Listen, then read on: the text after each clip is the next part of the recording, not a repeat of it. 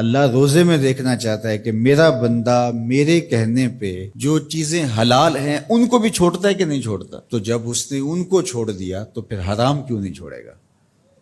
اور جس نے روزے میں حرام بھی نہیں چھوڑا، غیبت بھی نہیں چھوڑی، جھوٹ بھی نہیں چھوڑا، لوگوں کو اذیت دینا بھی نہیں چھوڑا، تلخ رویے بھی ترک نہیں کیے، گالی گلوچ سب و شتم کا مزاج بھی ترک نہیں کیا، لوگوں سے رشوت لینا اور لوگوں کو اذیت دینا بھی ترک نہیں کیا، تو پھر وہ بھوک کاٹ رہا ہے. وہ اللہ کے حکم کی تعمیل نہیں کر رہا ہے، وہ تو کہہ رہا ہے کہ میں تمہارا امتحان لینا چاہتا ہوں، تم حلال بھی چھوڑو گے اور یہ حرام بھی چھوڑنے کے لیے تیار نہیں ہے.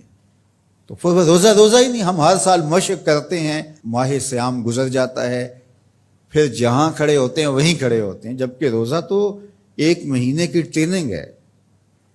1 مہینے کی ٹریننگ کے بعد ہمارے عیب جھڑ جانے چاہیے، ہمارے گناہ دھل جانے چاہیے، ہمارے اندر کو تقوی کے نور سے مالا مال ہو جانا چاہیے. لیکن ہم نے مشق کی نہیں، ہم کام چور رہے. تو پھر نتیجہ کیا ہوا کہ جہاں کھڑے تھے وہیں رہے. کہ روزے کا مقصد اتقاء کو پیدا کرنا ہے، اور ہر وہ کام جو اللہ کی ناراضگی کا ذریعہ ہے اس کو ترک کرنے کا نام تقویٰ ہے. اور اگر کوئی ایسا کام سرزد ہو جائے جو اللہ کی ناراضگی کا سبب اور ذریعہ ہے تو فوراً توبہ کی جائے، رجوع کیا جائے، ایسے امور بجا لائے جائیں جو اللہ کی رضا کا سبب اور ذریعہ بن جائیں.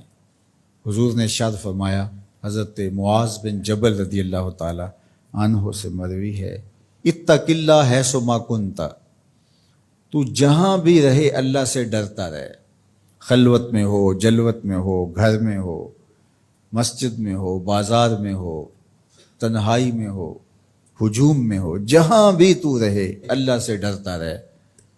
وَأَتْبِعِ السَّيِّئَةَ الْحَسَنَةَ، اور اگر تم سے کبھی کوئی گناہ سرزد ہو جائے تو فوراً نیکی کر، تم ہوا وہ نیکی اس گناہ کو مٹا ڈالے گی.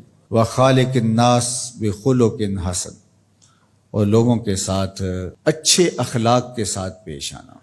تو نیکی کرنے کے بعد، تقوی اختیار کرنے کے بعد، تیسری بات حضور نے جو ارشاد فرمائی، حضور سے بڑا حکیم کون ہو سکتا ہے؟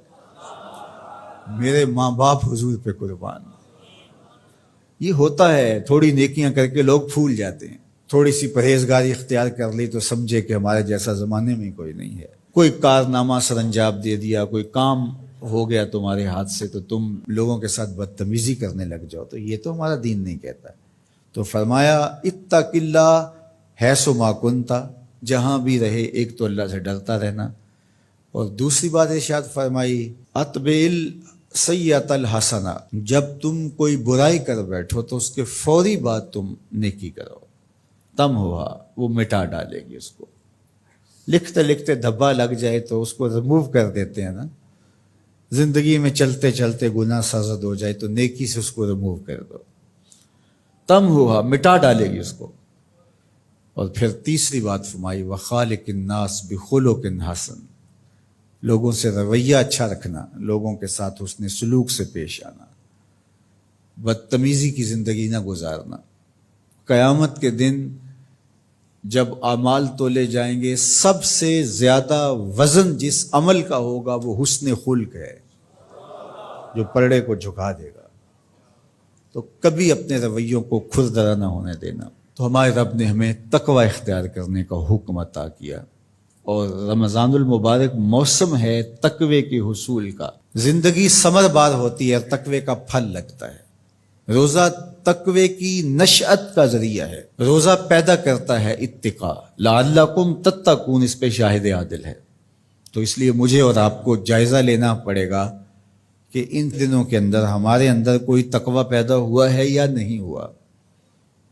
میں اپنا جائزہ لوں اور آپ اپنے اندر ہی جائزہ لیں. ہم نے بھوک کاٹی ہے، پیاس گوارا کی ہے، رات تراویح بھی پڑھتے ہیں، تو کیا کوئی فرق پڑا؟ کوئی اتقاء کا نور نصیب ہوا؟ اگر نصیب ہوا ہے تو پھر مزید کوشش کیجئے بقیہ دنوں میں مزید نور نصیب ہو اور اتقاء کے اجالے حقیقت میں ہم پالیں. اور اگر وہیں کے وہیں کھڑے ہوئے ہیں، کوئی فرق نہیں سوائے بھوک اور پیاس کاٹنے کے اور یہ ذہنی تاثر کہ ہم روزہ رکھ رہے ہیں، اس کے علاوہ میں کوئی فرق نہیں ہے، ہمارے باطن میں کوئی تبدیلی نہیں آ رہی، تو پھر ہمیں دیکھنا پڑے گا پیچھے مڑ کے کہ ہمارے روزے بے روح اور بے نور کیوں ہیں، ہمیں اس پر توجہ دینی پڑے گی۔